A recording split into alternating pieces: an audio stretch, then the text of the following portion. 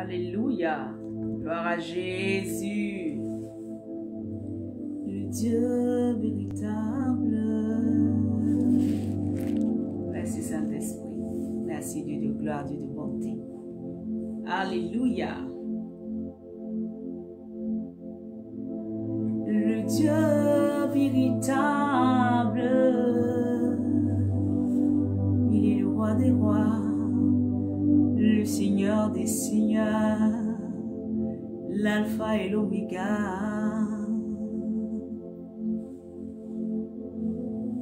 Le Dieu véritable, il est le roi des rois, l'admirable conseiller, le saint des saints.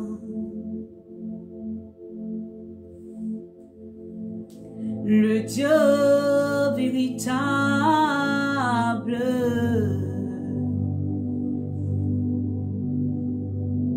le Dieu tout-puissant, celui qui règne éternellement, il n'a point de fin.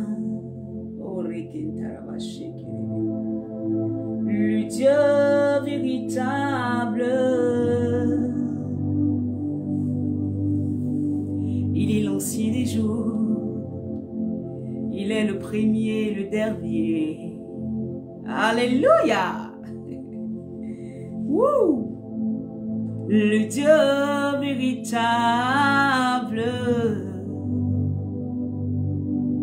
L'ancien des jours. Le ressuscité. Le maître des temps et des circonstances. Oh Seigneur, je veux bénir ton nom. Seigneur, je veux célébrer ton nom, je veux t'honorer, je veux te rendre toute la gloire. Je veux te dire merci Saint-Esprit pour ce temps béni que nous passons dans ta présence. Alléluia. Gloire à Jésus. Merci Saint-Esprit. Merci Dieu de gloire, Dieu de bonté. Alléluia. Gloire à Jésus. Le Dieu véritable,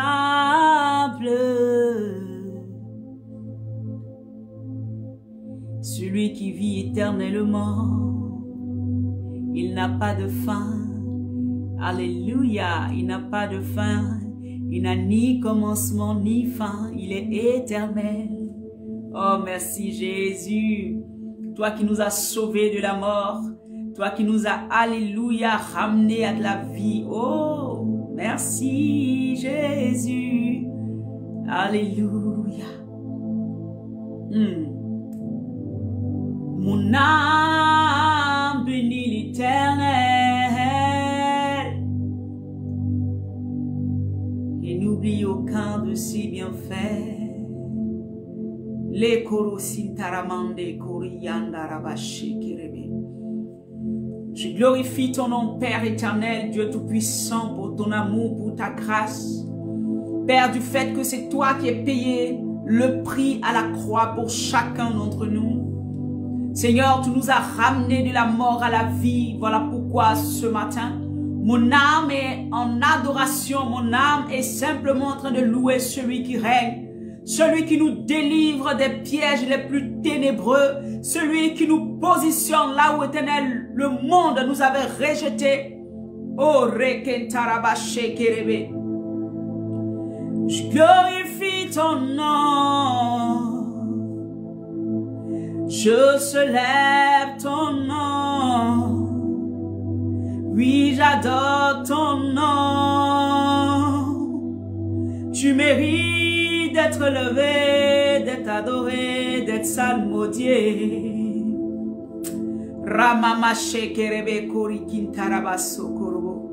Je veux glorifier le nom de celui. Alléluia.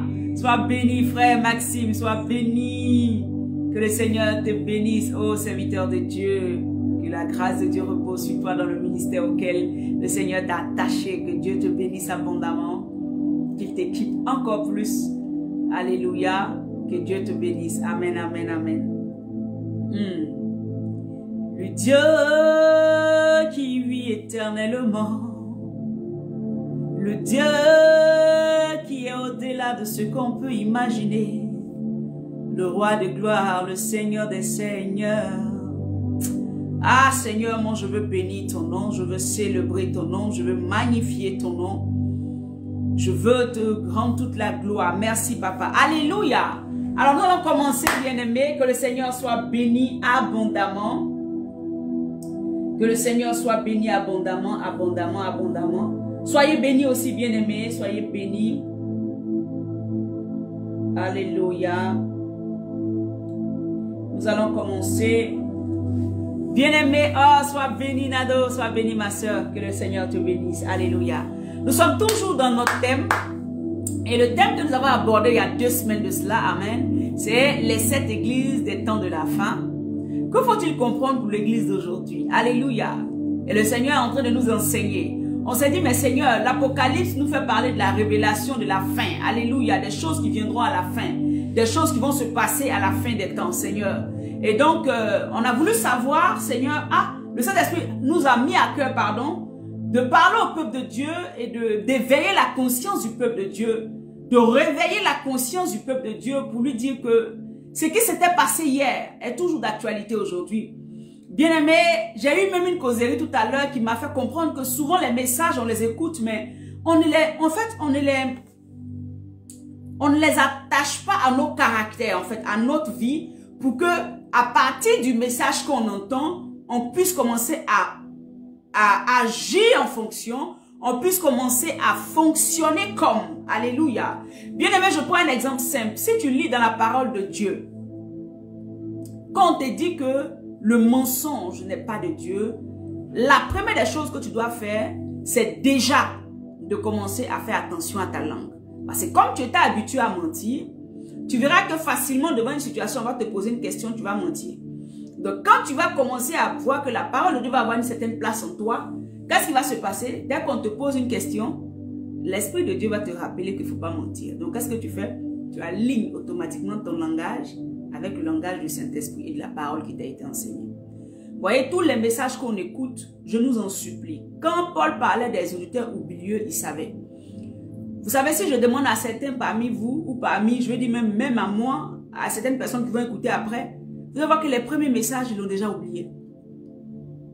Alors que c'est très important de pouvoir garder la parole de Dieu quand ça vient.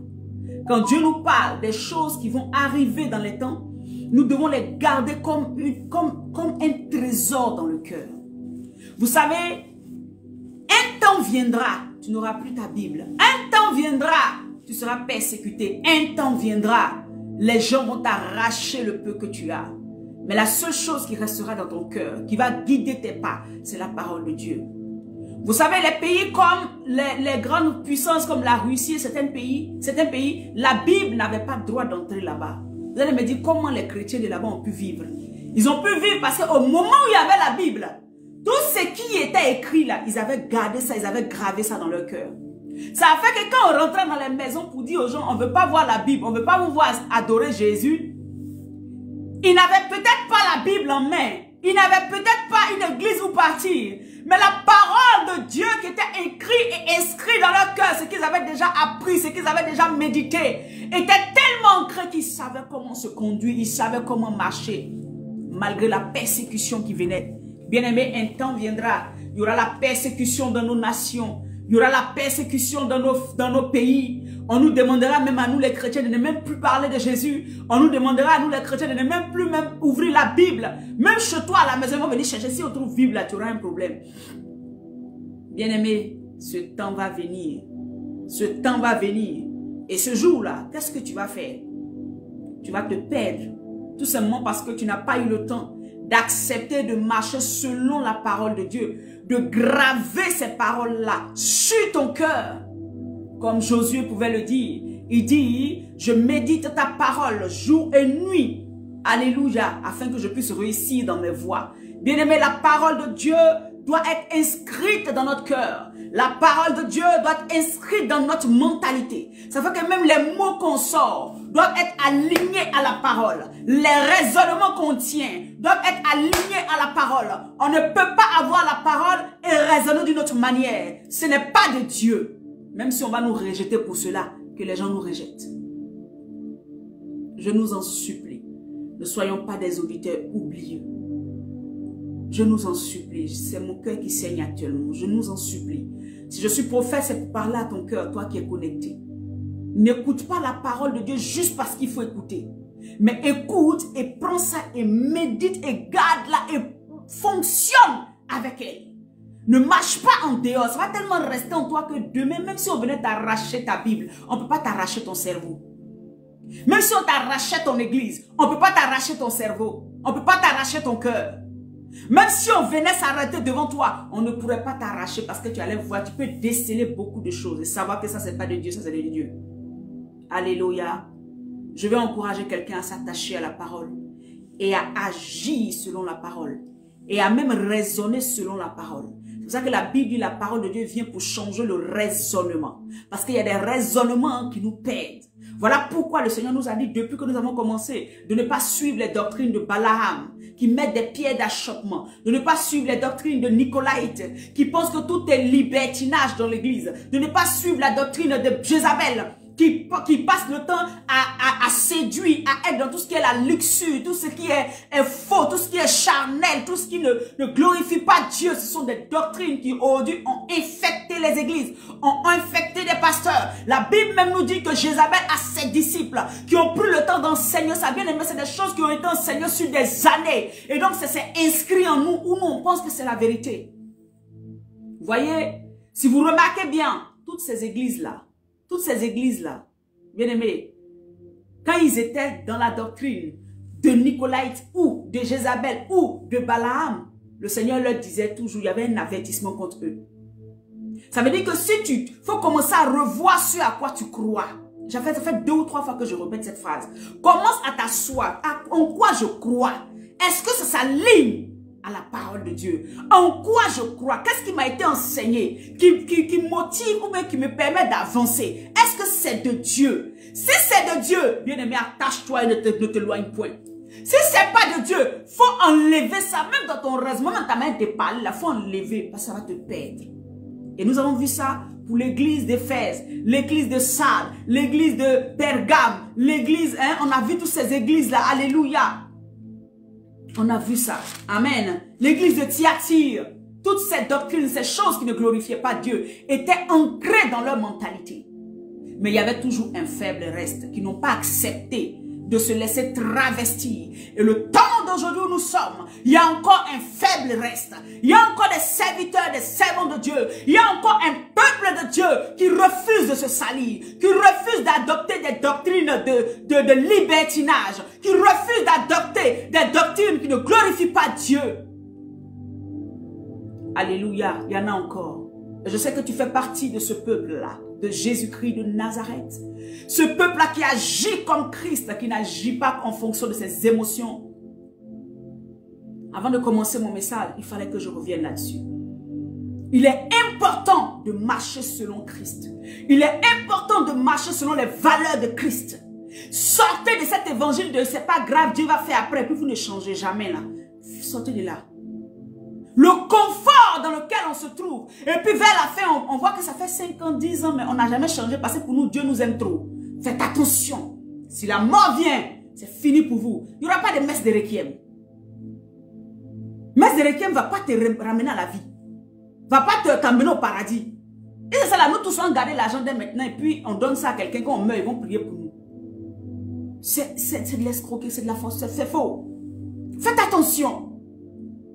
Faites attention, bien-aimés. Revenez à Christ. Je suis la bouche de Dieu aujourd'hui pour te dire, reviens à Christ. Et que l'évangile de Jésus ne passe pas à côté, je t'en supplie. Quand tu écoutes la parole, c'est pour ça qu'il ne faut pas écouter seulement pour écouter. Tous les jours, tu écoutes seulement. Lui, il a dit ça, tu prends. Lui, il a dit ça, tu prends. Non. Première des choses, apprends à t'asseoir devant la Bible et à la méditer toute une journée, toi seul, sans écouter quelqu'un. Tu vas apprendre à avoir une relation avec Dieu. C'est ça qui va te sauver. Et puis, écoute des messages, pas pour te flatter, mais qui te poussent et qui te poussent à accepter Jésus, à marcher en nouveauté de vie. Deuxième conseil. Ne cherche pas les choses parce que tout ce que, remarquez, l'homme, l'être humain, tout ce qu'on lui dit, non, c'est pas grave, tu peux ne pas faire, tu peux faire. Remarquez, il exagère toujours dedans. C'est la nature humaine qui est comme ça. Alléluia. Je nous en supplie. Cherchons Jésus. Cherchons Jésus de tout notre cœur, de toute notre âme, de toute notre pensée. Revenons réellement à Christ. Les temps sont mauvais. Les temps sont mauvais. Les temps sont mauvais. Aimons la parole et fonctionnons à partir. Nous ne laissons pas burner par ce que nous voyons autour de nous. Il y a beaucoup d'infections dans l'église, mais il y a un faible reste. Alléluia. Que Dieu bénisse sa parole. Que Dieu vous bénisse abondamment, vous qui le cherchez de tout votre cœur, de toute votre âme. Vous qui décidez de marcher en nouveauté de vie avec lui. Que Dieu vous bénisse. Ce n'est pas facile, mais la couronne de gloire est pour vous. Ce n'est pas facile, mais le Seigneur ne vous abandonnera pas. Ce n'est pas facile, mais le combat que vous avez un grand avocat, un grand bouclier qui est là, qui s'appelle Jésus, qui ne vous laissera pas tomber. Ce n'est pas facile, mais le Seigneur Jésus-Christ, il est là pour vous, il vous défend, il défend votre cause, il ne vous laissera pas tomber. À condition que vous le cherchez de tout votre cœur, de toute votre âme. Ne le cherchez pas de manière platonique. Ne le cherchez pas en superficiel. Cherchez-le profondément et marchez selon ses voies. Alléluia. Que Dieu vous bénisse. Ce matin, j'ai un amour tellement grand pour vous. Pour tous ceux qui vont suivre la vidéo maintenant, qui vont la suivre plus tard, partagez la vidéo. Alléluia. Partagez Alléluia. Que Dieu vous bénisse. Seigneur, merci pour les vies. Merci parce que tu bénis tous ceux qui sont connectés. Père éternel, tu as dit que personne ne vient dans ta présence et ne ressort comme il est venu. Que tous ceux qui sont connectés maintenant, nous pouvons le faire plus tard. Je prie dans le nom de Jésus-Christ. Que Père éternel, tu les bénisses au-delà de leur entendement. Que tu les gardes au jour de la tentation. Que tu les protèges, Père éternel, de toute attaque. Que tu te lèves, Seigneur mon Dieu, pour les défendre devant les œuvres des ténèbres. Et que, Père, tu préserves leur âme, leur esprit, leur corps, Père éternel, des infections, des choses ténébreuses que Satan a inculquées, Seigneur mon Dieu, à nos pensées. Père, merci parce qu'au nom de Jésus, tout ce qui était dans leur pensée, qui ne glorifiait pas ton nom, est arraché maintenant par la puissance du Saint-Esprit, afin qu'ils deviennent des personnes agréables à toi. Sois glorifié, Père. Merci. Au nom de Jésus-Christ de Nazareth. Amen. Shalom, shalom, shalom, shalom, shalom. Quand je suis dans cet état-là, c'est difficile pour moi, mais bon, le Seigneur est fidèle. Soyez bénis. Je vous aime dans l'amour du Seigneur. Aujourd'hui, nous voulons partager un peu la parole de Dieu. Bien-aimés, nous avons commencé notre thème sur les 7 églises, amen, des temps de la fin. Et que faut-il comprendre pour l'église d'aujourd'hui? Et nous avons compris qu'il y avait beaucoup de choses qui se passaient. Et le Seigneur nous encourageait tous les jours à rester fidèles, à rester toujours, amen, à ses pieds, à toujours chercher la vérité, à être toujours dans ce qui nous conduisait. Amen. Et aujourd'hui, nous sommes dans Apocalypse 3, à partir du verset 7. Je lis la parole de Dieu. Gloria Makanta Baregede. Écrit à l'ange de l'église de Philadelphie. Voici ce que dit le saint, le véritable. Amen. Alors, cette église-là, parmi les 7, était l'église à laquelle Dieu n'a pas fait de reproches. Ça veut dire qu'il y a encore des personnes à qui Dieu ne fera pas de reproches. Tout simplement parce que ces personnes-là vont s'attacher effectivement à Dieu. Comme je vous disais, le jugement n'est pas pour un enfant de Dieu. Parce que dès que tu as Christ et que tu marches en nouveauté de vie, le ciel là, c'est déjà gagné. Parce que tu marches comme Dieu veut que tu marches. Donc il n'y a pas de jugement pour toi. Toi, ton biais là, il est direct pour le ciel. Le problème, c'est que le jugement vient pour ceux. Pourquoi Dieu vient juger certains dans l'église encore? Parce que ceux-là se disent appartenir à Dieu, mais à la vérité, ils marchent en dehors de Christ. Alléluia. C'est pour ça qu'ils vont passer. C'est pour ça que leurs œuvres sont mises à nu. C'est pour ça que le Seigneur regarde encore pour dire, mais vous n'agissez pas comme je dis. Alléluia. La Bible dit de cette église-là, l'église de Philadelphie, il dit, voici ce que dit le saint, le véritable. Le saint, parce que nous avons un Dieu saint. Le saint, parce que Christ est la sainteté. Alléluia. La Bible dit qu'il a été tenté en toutes choses. En toutes choses, quand il était dans notre chair, là, il a été tenté en toutes choses, mais il n'a point péché. Il n'a point fléchi le genou devant Baal. Il ne s'est jamais laissé influencer. Tu vas être là, tu vas me dire aujourd'hui, mais il était Dieu. Tu n'as pas compris. Il était homme 100%. Mais Dieu, parce que l'Esprit de Dieu, il a laissé l'Esprit de Dieu prendre de l'ascendance sur sa chair. C'est pour cela que ça, on va enseigner ça une fois. Laisser l'Esprit de Jésus-Christ prendre de l'ascendance sur notre chair. Et c'est ce que Christ a pu faire. Voilà pourquoi il est notre exemple parfait sur la terre. Il est notre exemple parfait. Il n'y a pas un autre exemple. C'est lui que nous devons regarder et savoir que nous pouvons faire comme lui. Parce qu'il a dit que si celui qui me connaît, il va faire des choses peut-être plus grandes même que moi. Plus grandes que moi.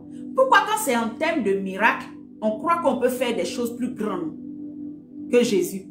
Mais en termes de sanctification, on ne croit pas ça. En termes de sainteté, on ne croit pas ça. En termes de pureté, on ne croit pas ça. Mais on croit qu'on peut prier pour des malades, peut-être même pour une maladie qui n'est pas citée dans la Bible. Mais Jésus va faire le miracle au travers de nous. Là, on croit. On croit qu'on peut, je ne sais pas moi, faire des choses extraordinaires. Parce qu'il l'a dit. Mais quand il a dit, vous ferez des choses plus grandes que moi. Côté sainteté, côté sanctification, côté parole, prédication de la parole, côté aller, je veux dire que être dans une communion parfaite avec son Père. Tu vois ces aspects-là, c'est pas de ça qu'on parle. On parle que du miracle. Mais bien aimé, c'est aussi un miracle de pouvoir vivre la sanctification et de la sainteté. C'est aussi un miracle de pouvoir adorer ton Père de tout ton cœur, de ton âme. C'est aussi un miracle de pouvoir faire des choses extraordinaires dans la présence de Dieu. D'être dans une communion avec Dieu, mais laisse tomber. C'est aussi un miracle. Et lui, il est le premier dans plusieurs frères. C'est ça. Alléluia. Donc ne voyez pas seulement ce côté. Donc on est le saint. Donc nous en tant que peuple de Dieu, parce que si tu te réclames être le peuple de Dieu, tu dois marcher dans la sainteté. Si tu te réclames être fils de Dieu, tu dois marcher dans la sainteté. Alléluia. Tu dois marcher dans la sainteté. Tu dois marcher dans la droiture. Alléluia. On dit, voici ce que dit le saint. Le véritable. Le véritable dans le sens où la vérité c'est lui. Quand on dit véritable, dans le mot véritable, on a vérité. Alléluia. Saint-Esprit. Alléluia. En lui, il y a la vérité. Il est la vérité. Voilà pourquoi, bien-aimé, moi-même quand il y a une personne âgée devant moi, je vais te dire seulement que, comme tu es âgé, je vais trouver les mots qu'il faut, mais cette vérité-là, je vais te la dire. Si j'ai fait mal, je te dirai, ah oui, vraiment j'ai fait. Si je n'ai pas fait, je te dirai, je n'ai pas fait. Quitte à toi de croire ou pas, parce que je vais avoir le caractère de Christ, qui est la vérité. Je me rappelle, bien aimé, quand j'étais avec ma mère dans le monde, j'étais encore dans le monde, et je fumais. Alléluia, j'ai plusieurs fois rendu ce témoignage. Moi, je fumais grave. Je fumais et ma mère a appris par quelqu'un que ta fille, elle fume. Elle a dit à la personne, ma fille fume. Elle fume, je ne crois pas. La personne dit, c'est moi qui te dis, devant ma mère, elle a fait ça. Elle dit, ok. Elle a dit à la personne, si ma fille fume, que je lui demande, elle ne va pas me mentir. Bien aimé. Quand je suis arrivée, je crois quelques temps après, ma mère est venue et ma mère me dit, ah, elle a causé avec moi tranquillement et puis elle me dit, tu fumes? Je me suis retenue un moment, puis je lui ai dit, oui maman. Elle dit, ah, j'ai dit à quelqu'un que si tu le faisais, tu n'allais pas me mentir. Bien aimé, ça a pris du temps. Mais quand j'ai arrêté, le Seigneur m'a délivré totalement. Je n'étais pas en Christ. Mais voilà un caractère que Dieu veut. Le véritable, c'est celui qui est dans la vérité. Là, je n'étais même pas encore en Christ. Ce n'est pas aujourd'hui là. Qui va me mettre quoi de cou? Là-bas, là encore. Mais maintenant, là, qui va me mettre quoi de cou? Donc, toi aussi, là où tu es, là, apprends à dire la vérité. Même si on dit pourquoi tu as fait ça. Si tu as vraiment dit, tu dis c'est vrai, j'ai dit. Mais voilà pourquoi je l'ai dit. Quitte à la personne de ne pas croire. Mais toi, tu serais en train de glorifier ton Dieu parce que ton Père n'est pas le Père du mensonge. Ton Père n'est pas un menteur. Et ton Père a dit la vérité jusqu'au bois du calvaire. Il n'a pas eu peur de la mort. Il n'a pas eu peur de la croix. Il a dit la vérité jusque là-bas. Donc, qu'est-ce qui se fait qu'aujourd'hui, tu ne peux pas dire la vérité? Non, il faut savoir. Non, il faut faire d'une manière. Non, il faut. Non, non. Non, ce n'est pas de Dieu. Amen. Satan nous fait croire ça. Il nous fait croire que nous pouvons mentir. Alors que la Bible dit celui que tu sais, celui que tu as accepté, c'est lui le véritable. C'est lui le saint.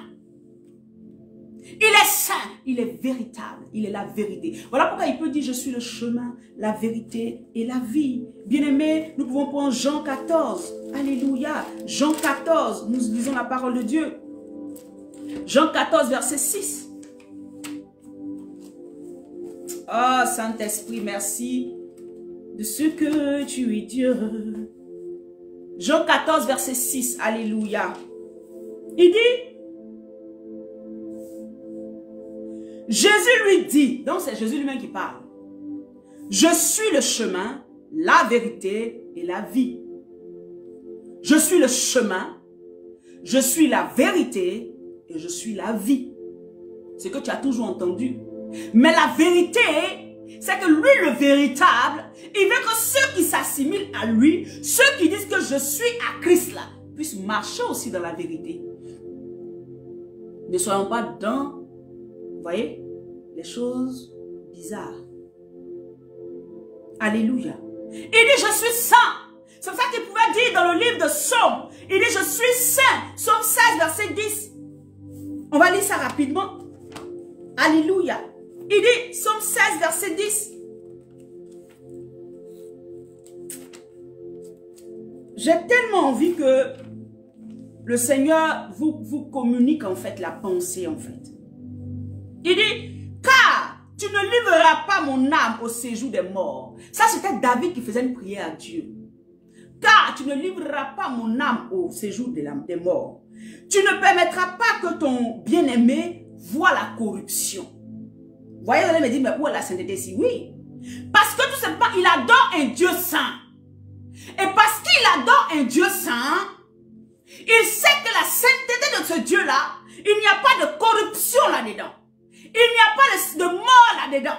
Il n'y a que l'éternité là-dedans. Il n'y a que la sainteté là-dedans. Donc il sait que s'il reste en nouveauté, qu'il marche correctement avec ce Dieu-là, le Dieu qu'il adore là, ne le laissera pas dans la corruption. Ne le laissera pas dans comment on appelle ça? Dans la mort. Parce que la mort ne vient pas de Dieu. La mort. Tout salaire de la mort, le péché c'est la mort. Ça veut dire que c'est une sanction en fait la mort. À l'origine, Dieu n'avait pas emmené la mort. À l'origine, on devait vivre éternellement. Donc la mort est une sanction. Donc voilà pourquoi il dit, tu ne me laisseras pas mourir. Parce que de cette mort dont il est en train de parler, ce n'était pas la mort physique, mais c'était la mort, la deuxième mort, la mort éternelle. Alléluia. Donc la mort physique que nous vivons nous-mêmes au-delà, d'abord elle aussi c'est une sanction. Et la mort, comment on appelle ça? Deuxième mort là, c'est aussi une sanction. Alléluia. Et c'est ça qu'on n'a pas compris. Parce que dans le jardin d'Éden, Adam et Ève vivaient tranquillement. Ils n'allaient jamais partir. Ils allaient rester dans la présence de leur père. Il a fallu qu'ils pêchent. Il a fallu qu'ils sortent de la présence de leur père. Il a fallu qu'ils envoient l'interdit dans la présence de leur père. Il a fallu qu'ils fassent quelque chose que leur père n'aime pas. Il a fallu ça pour que la mort vienne. Ce matin, ma fille me disait, hé maman, quand je regardais les gens d'avant là, ils vivaient 900 ans, 1000 ans, combien d'années? Oui, ils vivaient tout ça, mais ils mouraient quand même. Ils mouraient. Ils vivaient 900 ans, 1000 ans. Mais à l'origine, la mort n'était pas. À l'origine, on était fait pour rester éternellement sur la terre, peupler, rester les animaux, rester là et adorer Dieu. Et puis Dieu venait nous visiter. C'était ça l'origine des choses. Donc la mort est une sanction. Alléluia. Et cette sanction-là est venue à partir de quand? À partir de quand le péché est rentré. La désobéissance est rentrée. Donc le salaire du péché, c'est la mort. Donc c'est pour ça que toi, enfant de Dieu, renouvelé en Christ, amen, tu dois tout faire pour t'éloigner de ça. Parce que tu ne vas pas peut-être mourir physiquement tout de suite. Mais tu vas voir que tout ce qui est autour de toi, là, il y a toujours des combats que tu ne comprends pas. Il y a toujours des défis que tu ne comprends pas. Parce que ça combat ta destinée. Le péché combat ta destinée. Le péché combat ta vie. Dieu peut mener une épreuve, mais quand tu es à l'esprit, tu sais que ça c'est une épreuve. Tu sais. Les actions que nous avons posées dans la vie vont toujours revenir comme une paire de gifles. Quand on nous parle, on n'écoute pas parce que tout simplement, on se dit qu'on peut faire ce qu'on veut et toi, tu es qui pour me juger? Ce matin, on en parlait même encore. Le jugement, je ne vais pas le laisser une autre fois. Alléluia. Alléluia. Vous qui dites qu'on vous juge là, je viendrai spécialement parler du jugement. Qu'est-ce que c'est qu'un jugement? Est-ce que rappeler à l'autre quelqu'un c'est un jugement? Pour qu'il soit sauvé? On reviendra là-dessus. Bien-aimé, la Bible dit le véritable et le saint. Je veux t'encourager ce matin. Si tu ne vivais pas une vie renouvelée, si tu étais encore une personne qui était loin de Dieu, si tu étais encore dans le péché, dans l'immoralité, dans les choses qui pouvaient t'éloigner de Dieu, je te supplie ce matin, reviens à Christ. Reviens à Christ. Délaisse le péché. Reviens à Christ. À cette femme samaritaine, il lui a dit, reviens à moi. Alléluia. À cette femme prostituée, adultère, il lui a dit, va, mais ne pêche plus. Il ne lui a pas dit, ok, ah bon, on t'a attrapé cette fois-ci, c'est pas grave. Ok, vas-y. Il a ajouté, va, ne pêche plus. C'est-à-dire que quand elle a accepté, elle a été touchée, Dieu lui a pardonné, il lui a dit maintenant, ne le fais plus. Mais au jour d'aujourd'hui, on se dit, non, c'est pas grave, Dieu va faire. Vous voyez, nous appartenons à un Dieu saint. Nous appartenons à un Dieu véritable qui est dans la vérité. Il est le chemin. Il est la vie. Nous n'appartenons pas au mensonge. Nous n'appartenons pas à la duplicité. Nous n'appartenons pas au trafic. Nous n'appartenons pas à celui que tu vois de l'autre côté là. On ne lui appartient pas. Donc pourquoi nous avons les œuvres de celui de l'autre côté? Ayons les œuvres que Christ a faites. Va dans ta Bible, non, si tu veux ne lire rien d'autre, va chercher qu'est-ce que Jésus a dit et puis appuie-toi sur ça. Tu auras gagné. Alléluia. Je continue, il dit, celui qui a la clé de David, celui qui ouvre et personne ne fermera, celui qui ferme et personne n'ouvrira. La clé de David, c'est l'autorité. Il a une autorité suprême. Christ a une autorité suprême. Christ a l'autorité au-delà de l'autorité humaine. Christ a l'autorité sur toutes choses. Christ a l'autorité sur, alléluia, la mort. C'est ça qu'il dit, la Bible dit qu'il est descendu aux enfers. Il a arraché la clé des séjours, la clé de la mort et la clé des séjours des morts. Il a ça en main. C'est parce que c'est lui qui a l'autorité. Qui pouvait le défier là-bas? Personne. Donc celui que tu adores n'est pas n'importe qui. Moi je ne sais pas qui tu adores, mais moi j'adore le aïe aïe aïe aïe aïe aïe aïe aïe aïe aïe aïe, le puissant. Oh, je ne sais pas qui toi tu adores. Je ne sais pas qui toi tu loues. Je ne sais pas qui toi tu as accepté. Mais moi celui que j'ai accepté là c'est le véritable et le saint. Celui que moi j'ai accepté là c'est celui qui tient la clé des séjours des morts. Personne ne peut me précipiter dans la mort. Ni spirituel, ni physique. C'est lui qui décide. Parce que c'est lui qui tient la clé de la mort et des séjours des morts. La Bible dit, il a l'autorité parfaite sur tout. C'est lui qui a l'autorité. Alléluia. Et la Bible dit ici, celui qui a l'autorité, il est le rejeton de David. C'est à lui que le royaume céleste a été donné. C'est lui qui a la clé. Et là, on parle, c'est qu'en plus d'avoir la clé de la mort et comment on appelle ça, de séjour de la mort, il a aussi les clés du ciel, du salut. C'est par lui qu'on passe pour obtenir le salut. C'est par lui qu'on passe pour obtenir le salut. C'est lui qui a cette clé. C'est-à-dire que si lui n'ouvre pas, tu n'entres pas au paradis. Si lui n'ouvre pas, tu n'entres pas, tu gagnes, tu n'auras pas le royaume des cieux. La Bible dit que je suis la porte des brebis. Oh, Rekantarabaché. On va prendre Jean 10, verset 7. Je suis la porte des brebis. Korikintarabaché, Kerebe. Jean 10, verset 7. Je lis la parole de Dieu. Jésus leur dit encore, ça c'est lui-même qui parle. En vérité, je vous le dis, je suis la porte des brebis.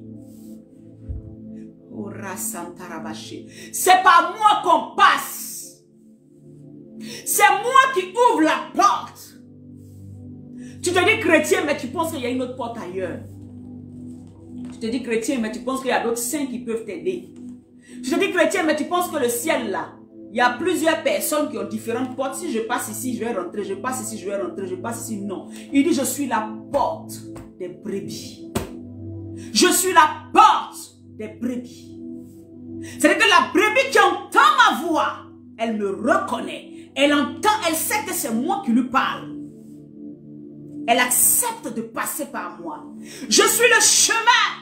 Alors qu'on t'a dit que le chemin, il est resserré, il est tout petit, il est étroit. Mais Christ est le chemin. Toi, tu veux passer sur ce chemin-là, avec tout ce que tu traverses aujourd'hui, avec tout ce que tu traînes là. Il est le chemin, il est la porte des brebis.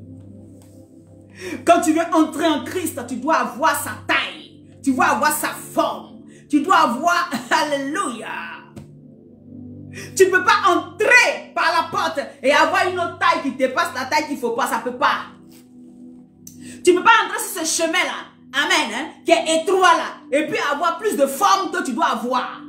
On dit c'est étroit, donc si tu es trop gros, tu ne peux pas passer. Je ne parle pas de la grosseur humaine que tu as là, ce n'est pas de ça que je parle. Alléluia. Mais je dis, cette grosseur là, ce levain là, ce faux levain, ce péché n'entrera pas. Ceux qui t'enseignent, ouais, ça va aller, ouais, tu vas aller, ouais, tu vas aller là. Bien aimé, chemin étroit, resserré qui mène, c'est Jésus-Christ. Voilà pourquoi tu ne peux pas suivre Jésus et toujours t'adonner à ce que tu t'as donné.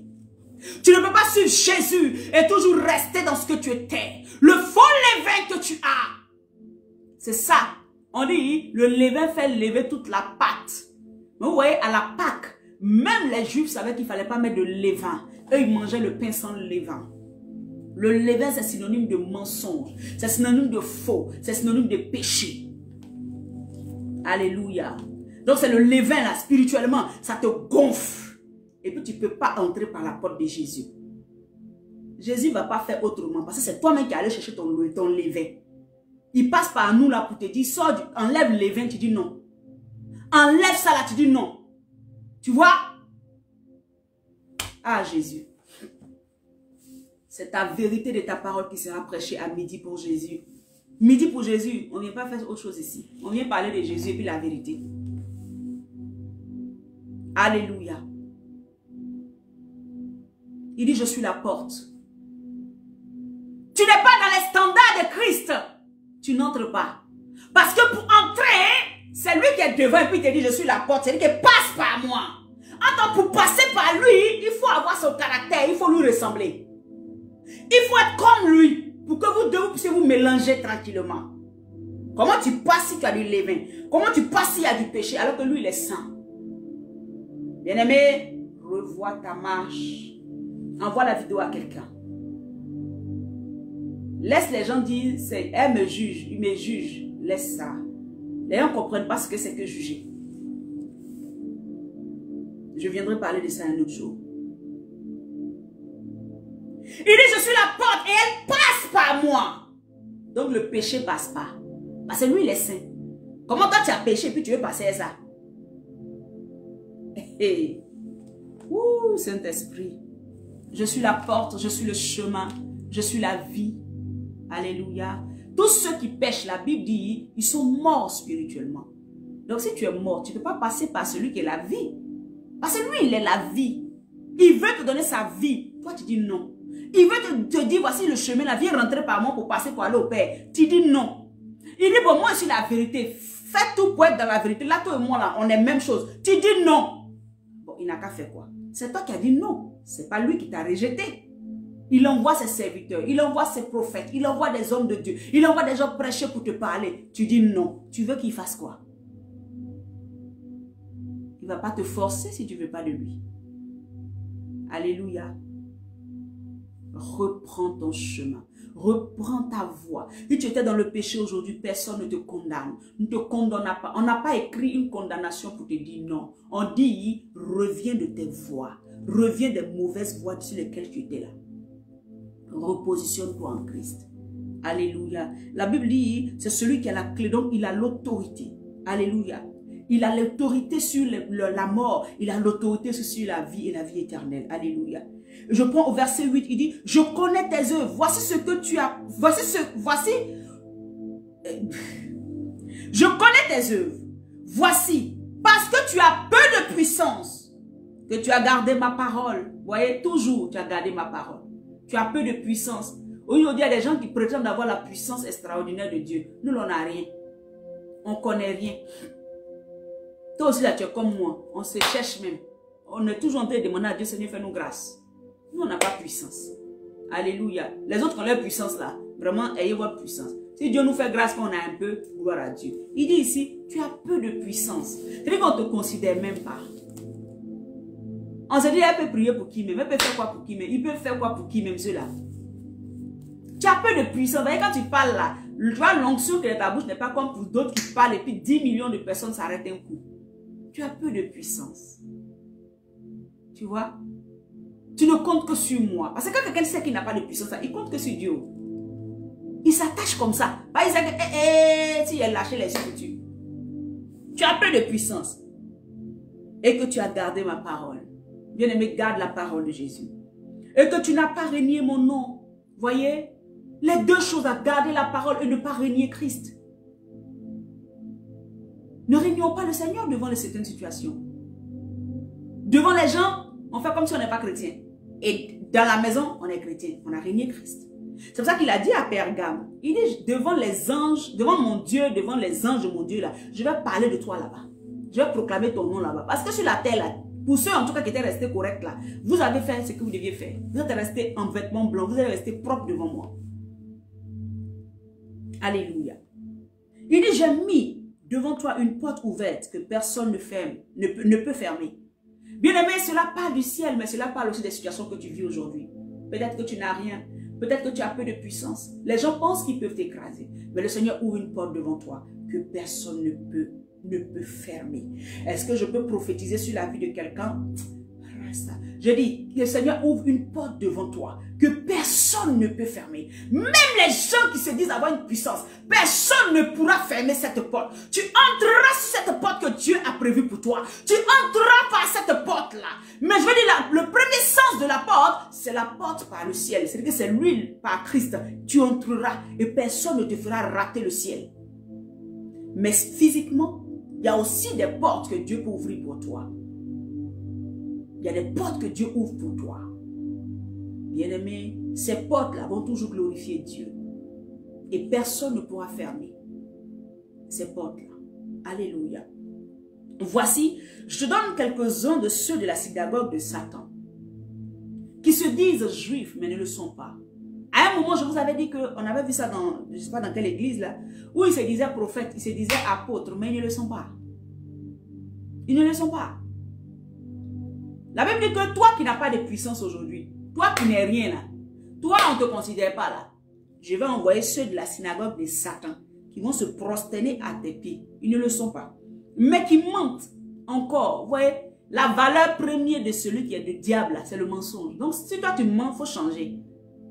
Parce que le père du mensonge, c'est Satan. Dans tout ce qu'on a vu, hein, tu as fallu, ils mentent, ils mentent, ils mentent. Donc, c'est-à-dire que si tu as le mensonge en toi, il faut changer. Ton courage, quoi, tu changes.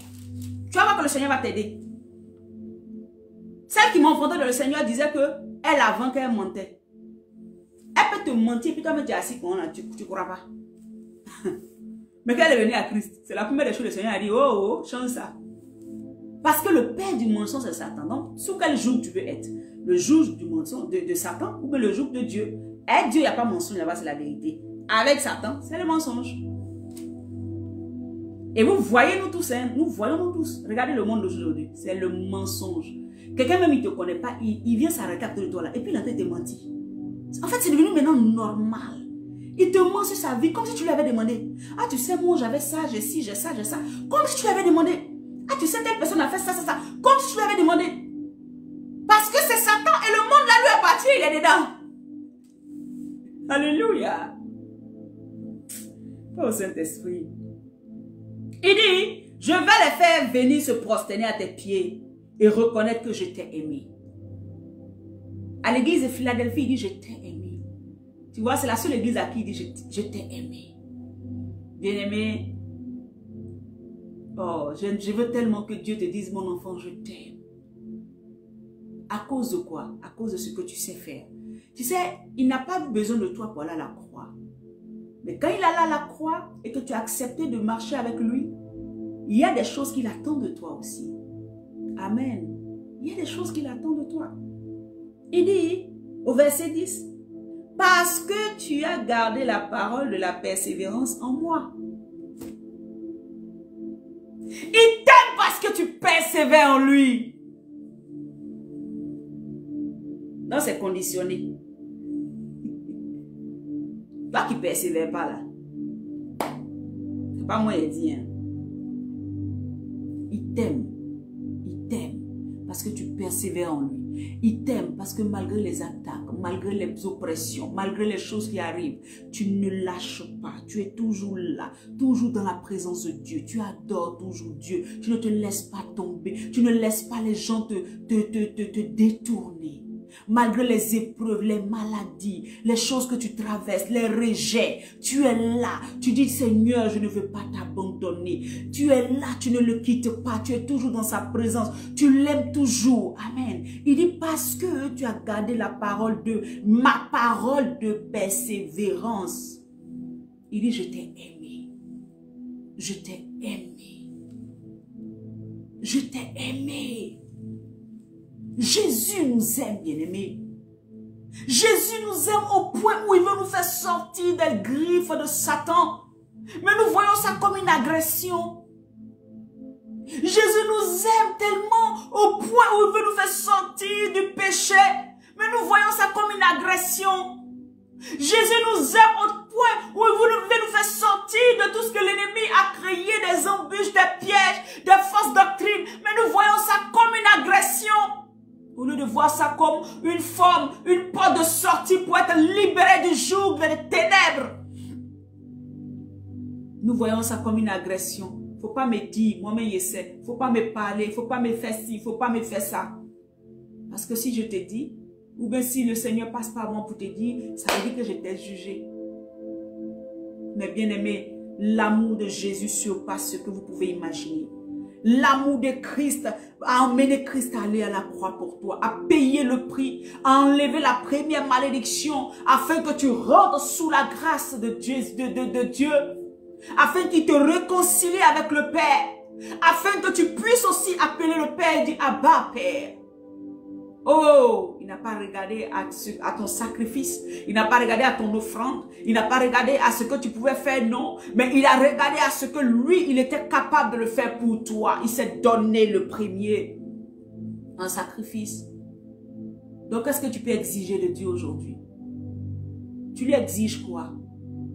Tu lui exiges quoi? Tu es déjà sauvé. Qu'est-ce que tu lui exiges? Pourquoi il y a des gens qui font, Seigneur, si tu ne me donnes pas ça, moi je ne te donne pas ça. Pourquoi vous exigez? Il dit, je t'ai aimé. Entre la Bible dit que quand il nous aime là, il dit, moi et mon Père, nous l'aimerons à celui qui garde ma parole. Dans le livre de Jean 14, Jean 15 par là. Moi et mon Père, nous l'aimerons. Parce que celui qui m'aime, c'est celui qui garde ma parole. Donc, c'est que si tu es là aujourd'hui, ou bien si tu as un frère à côté de toi, qui te dit aimer Dieu, c'est-à-dire qu'il est en train d'adorer là, il peut adorer que tout le monde, sauter que tout le monde. Mais tout ce que Dieu dit de faire, il ne fait pas. Bien-aimé, il n'aime pas Dieu. Et le Père et le Fils ne l'aiment pas aussi. C'est choquant, mais c'est vrai. Dieu veut t'aimer au point où toi-même, tu vas t'asseoir et puis tu sens que... Dès que tu es là comme ça, puis tu sens la présence de Dieu, l'amour de Dieu. Tu vas l'entendre te dire, je t'aime. Moi, j'ai déjà entendu ça au moins 2 fois. Je t'assise comme ça, puis j'entends, je t'aime, Malécha. J'ai dit, je t'ai mélangé. Je dis, mais qu'est-ce que j'ai fait? Je mérite quoi? Toi qui es allé à la croix pour moi.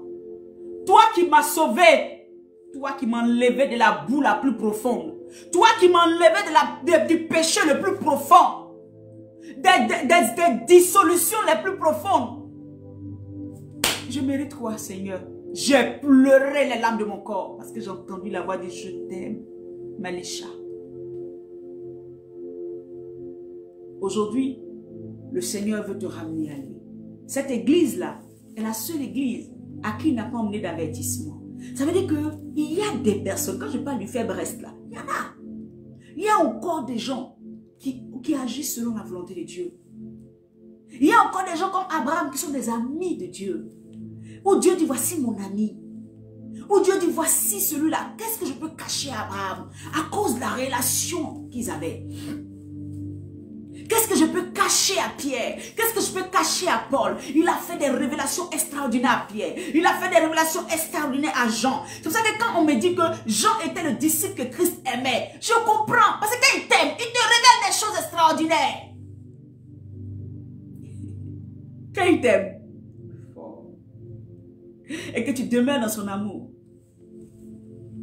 waouh, c'est magnifique. C'est magnifique, bien-aimé. Demeure dans l'amour de Christ. Reste attaché à Christ. Regarde tes voies. Si tu vois que tu ne marches pas selon Christ, commence à enlever. Alléluia. Le Seigneur veut une intimité profonde avec toi. Le Seigneur veut t'envoyer quelque part. Il dit, ceux qui gardent la parole de ma persévérance là, c'est eux que j'aime. Aimer dans la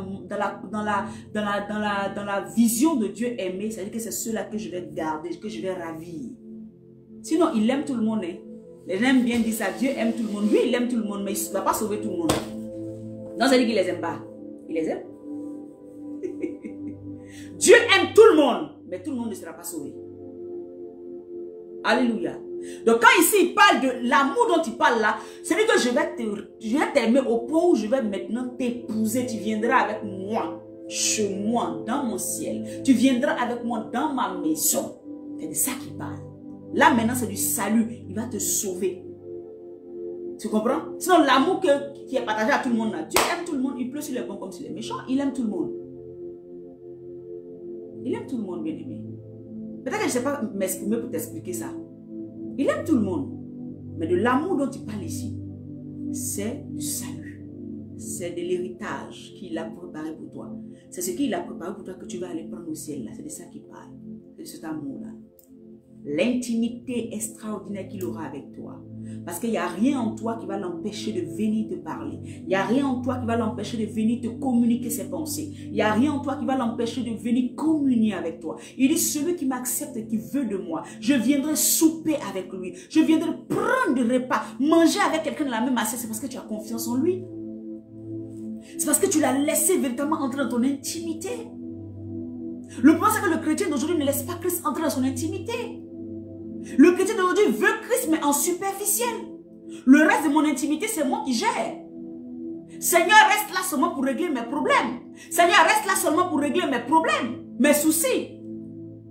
Mais l'intimité où je te recherche au détriment de l'argent, je te recherche au détriment du mariage, je te recherche au détriment de l'enfantement, je te recherche au détriment de tout ce que je peux avoir sur la tête, d'une voiture, de quoi que ce soit. Non, rares sont les chrétiens qui recherchent ça. Tous nos yeux ont été portés sur ce que nous pouvons gagner, mais sur la personne même qui le donne. Oh, l'amour que nous pouvons avoir pour cette personne-là, oh, on ne l'a plus. On ne l'a pas. Notre vie est rythmée au son de ce que nous pouvons gagner. Même quand nous voyons prier, c'est parce qu'il y a quelque chose qui nous manque. Même servir Dieu, aujourd'hui, quelqu'un ne va pas servir, c'est quand il a un problème qui vient. Est-ce que Dieu est obligé de créer problème pour que tu viennes le servir? Mais tellement toi, c'était difficile pour toi. À la vérité, là, dans ton cœur, moi je te le dis aujourd'hui, dans ton cœur, il y avait ce côté-là attaché trop au monde. Donc Dieu a été obligé de te fermer pour que tu viennes à lui. Mais tu dois régler ça. Si tu ne règles pas ça, tu vas voir que tout l'œuvre que tu vas faire, ça sera autour de tes problèmes, autour des problèmes de ça. Voilà, autour de ça. Captiver l'attention dessus seulement. Dieu peut sauver, Dieu peut sauver, Dieu peut faire, Dieu peut faire, Dieu peut faire. Mais la relation d'intimité avec lui, tu ne l'auras pas. Il t'a ramené avec des problèmes qu'il a réglé peut-être, mais ne reste pas là-dessus. Passe à un autre niveau. Il faut que tu règles ça. Alléluia. Que le Seigneur te bénisse abondamment. Nous allons continuer demain. Alléluia, le temps il est déjà passé. Que la grâce de Dieu repose sur vous. L'église de Philadelphie était cette église-là, parmi les 7, à qui Dieu n'a pas fait de reproche, à qui Dieu a amené cet amour-là. Il lui a dit, je t'ai aimé. Il dit, je vais prouver aux gens que je t'ai aimé. Je vais te dire ce matin, Dieu va prouver aux gens qui t'aiment. Dieu va prouver aux gens qui t'aiment. Malgré ce qu'ils vont faire, Dieu va leur prouver qu'ils t'aiment. À condition que toi, tu gardes la parole de persévérance. À condition que tu gardes la parole de droiture, de marcher dans la vérité de Jésus-Christ. En ce moment-là, tu seras assise tranquillement. C'est à ces personnes-là comme ça que Dieu peut dire, garde silence, je combats pour toi. C'est pas à tout le monde. Il y a des personnes qui gardent silence et puis le combat ne se fait pas. Et puis il y a des personnes, ils ferment simplement leur bouche, ils ne répondent pas. Mais le combat qui se passe, parce que Dieu les a aimés. Que Dieu te bénisse, bien-aimé. Je prie que la grâce de Dieu repose sur ta vie. Je prie que l'onction de Dieu te saisisse au point où l'alliance, amen, avec toi et ton Dieu soit tellement forte que ton Dieu ne t'abandonne jamais. Que ton Dieu soit toujours avec toi, qui combatte pour toi. Je prie que ton esprit soit connecté à l'esprit véritable de Jésus-Christ. Et je prie que tout ce qui n'est pas de Dieu en toi soit détruit ce matin. Que tous les pièges que l'ennemi a mis devant toi soient détruits ce matin. Et que la grâce de Dieu t'accompagne dans tout ce que tu fais. Au nom puissant de Jésus-Christ. Je relâche la puissance de Dieu dans ta vie.